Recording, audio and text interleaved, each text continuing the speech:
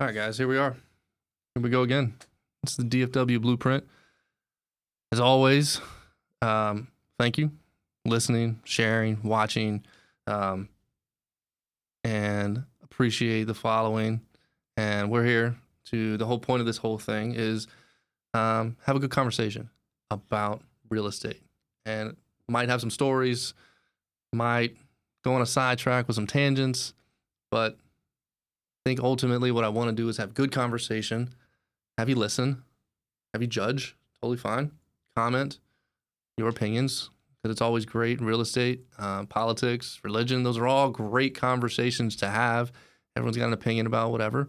And if you're one of those that wants to have a deep conversation about religion or politics, hit me up, but not here. Here we're talking real estate, maybe some personal stories.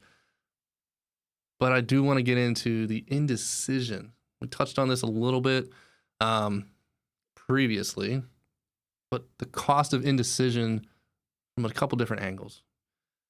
In real estate, indecision is usually more expensive than a bad decision. Bad decision, I can fix. I can fix it because I'm a solution problem solver. Got problems, that's our job as realtors, solve problems. What's the problem? Sell and buy houses. How do we get there? That's when you know you got a good realtor. And if you call me, I can explain that to you. Or just watch the previous episodes. But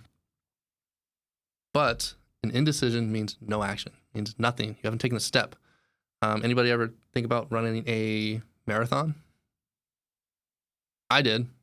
I thought about it, started training 6-7 miles a day or every other day. Kind of trained too hard. And have I run a marathon? No.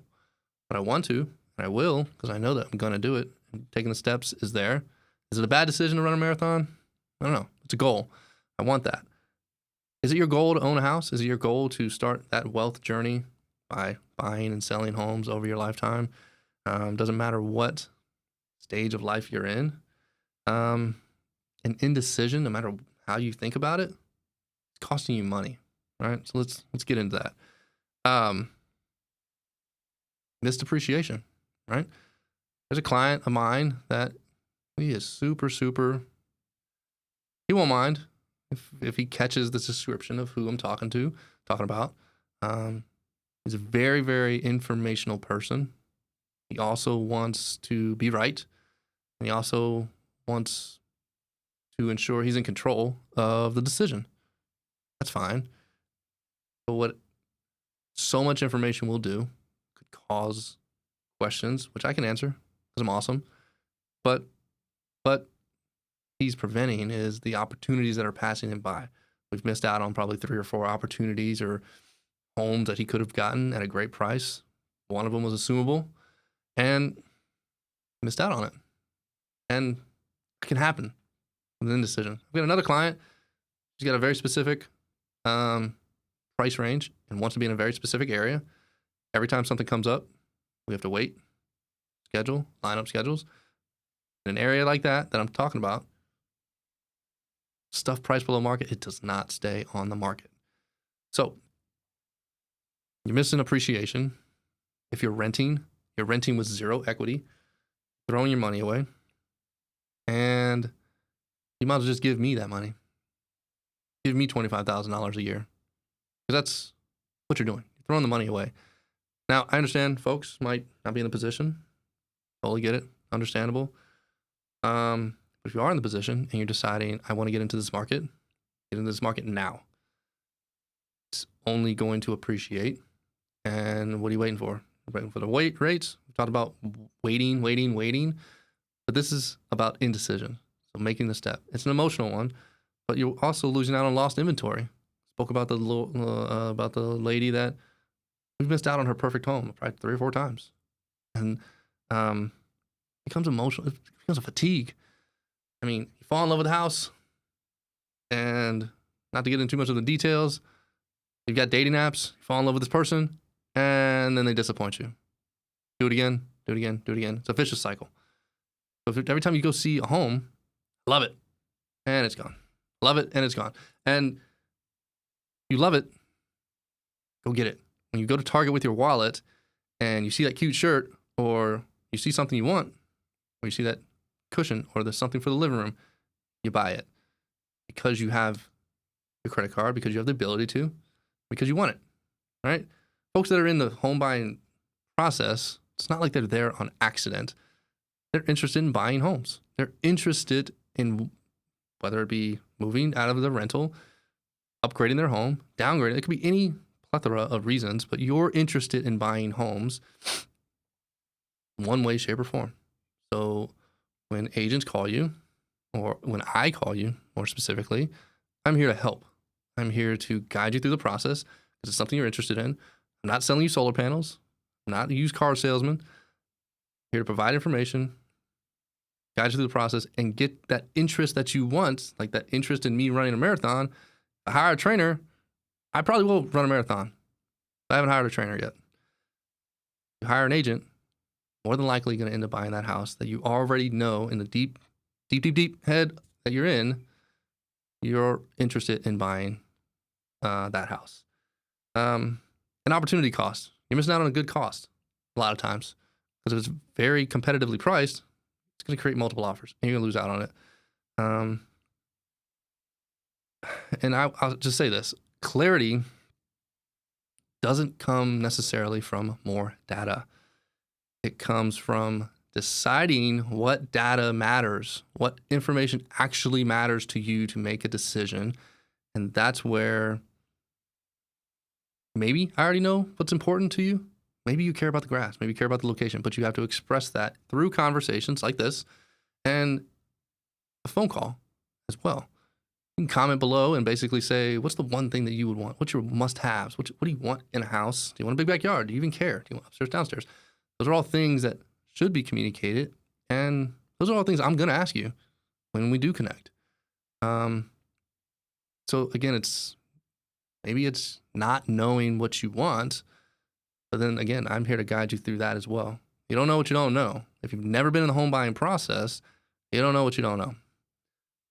I'm here to help with that, with what you don't know.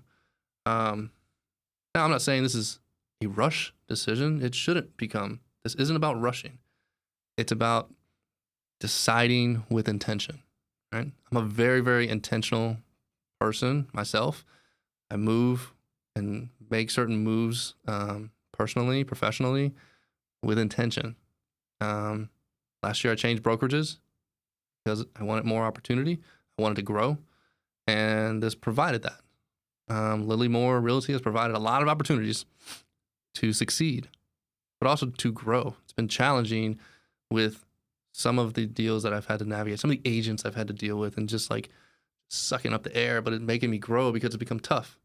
It's supposed to be tough. This is a tough industry. It's supposed to be hard. And bottom line, though, if you take care of the work will take care of you. That includes clients that are indecisive, agents that are indecisive. You could be indecisive on how to push your client, how to have that conversation with them and say, okay, so what are we going to do? Well, let's submit an offer. There are agents that's been showing homes for years to the same person.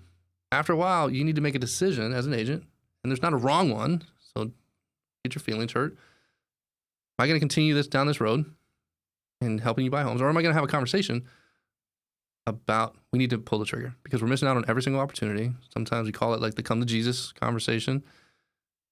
Decide how you want to handle those situations. This includes everybody, clients, agents. What do you want to do? That's really kind of what it comes down to as far as making a decision. But clients, again, it's emotional, but if you can afford it, or if you want to plan on holding on to your investment or your liquid, and that aligns with your life, it's okay. But make a decision. Don't continue to search Zillow. Eventually, I'm sure there's an interest for you to buy a home. Or maybe you're just interested in the market. Want to have a conversation about the market? Call me. Let's talk about it. Is it a buyer's market? Is it a seller's market? Let's talk about it. This doesn't mean you're buying. This doesn't mean you're selling. From a seller's perspective, speaking of, we have to be decisive on what we're going to list your property at. And here's why. You overprice a property, it's going to sit. And all honesty, everybody has had this. Agents have had listings that sit, and then they become stale. That's okay. But you have to know how to adjust through the market, and the client needs to know the bottom line is you're here to help get their best and most return on their investment. Making a decision. Am I going to walk away with $200,000?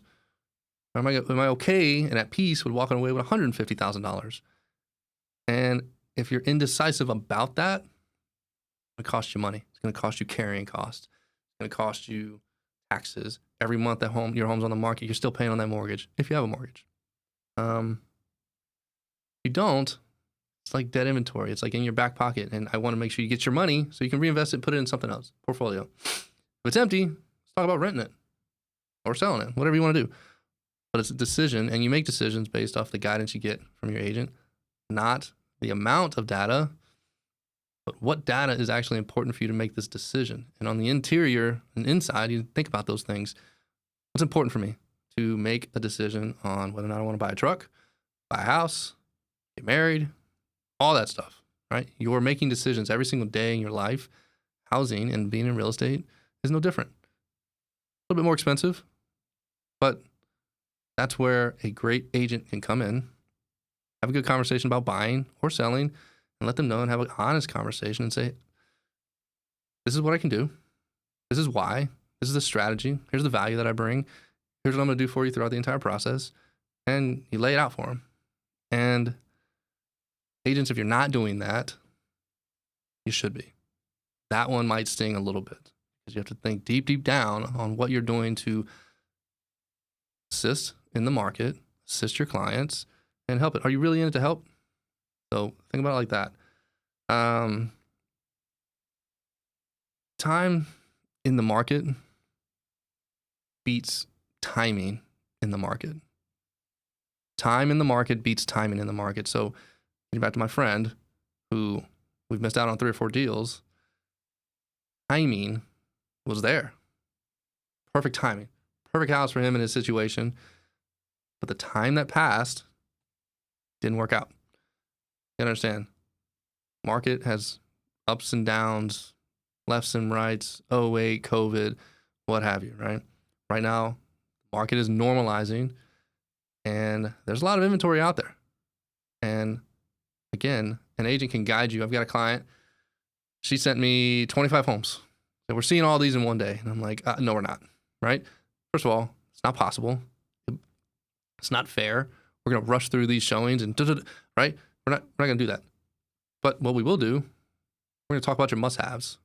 What do you want? What do you like about these homes? I know you like them all. I mean, I would take every single flavor of M&Ms or Skittles, but I'm not buying every single bag of Skittles every single time I go to the store. Give me one. I'm good, satisfied. But let's narrow it down to maybe 10. And let's talk about it. I've taken folks on that marathon of 10 and 12 homes, and sure as, yeah, I like home 8 or 9. The husband was like, man, this is exhausting. I'm like, yeah, I know. So get in. We got 3 more to go. And turns out they picked the very first one that we saw. That's okay. I'm okay with 10 to 12. You've got a serious buyer. They're not sending you 20 and 30 homes. That's someone that's going to waste your time. And if you allow that, I would recommend having a good conversation with them. If they truly want to see them all, well, again, that's called communicating and why it's not productive. Those houses are going to start blending together. You're not going to remember anything. And what was that one house? What did I like about that house? Right? No. If you find the house, fall in love with it, get pre-approved, fall in love with it, and get the house, right? If you have all these 17 different things that you want to have in your next home, that's the good thing about having a pre-loved home. You can customize it. You can remove that wall. You can do this. You can do that. What I will say about decision and being indecisive, it really can cost you money. You might not think it, but if you think about it and you frame it in such a way that you're costing yourself money, whether it be appreciation in the rent that you're paying, in the money you could be saving because you could end up getting a lower monthly payment, then rent in some places, right? I would say again, time in the market beats the timing. You master the timing and get yourself a good agent and say, why is now a good time to buy? And they can explain it to you. You got yourself a good one. So give me a call because I'm that agent that can have that conversation with you. Comment below, share, and hope this conversation was productive. Hope it hit home. If you got your feelings hurt, sorry, it's okay. Like I've said before, we'll get through it every single day, but make the decision to either buy or not buy, and you will be doing yourself a huge favor on getting into the home market, beginning that wealth. And if you're interested, give me a call. I'll chat with y'all later.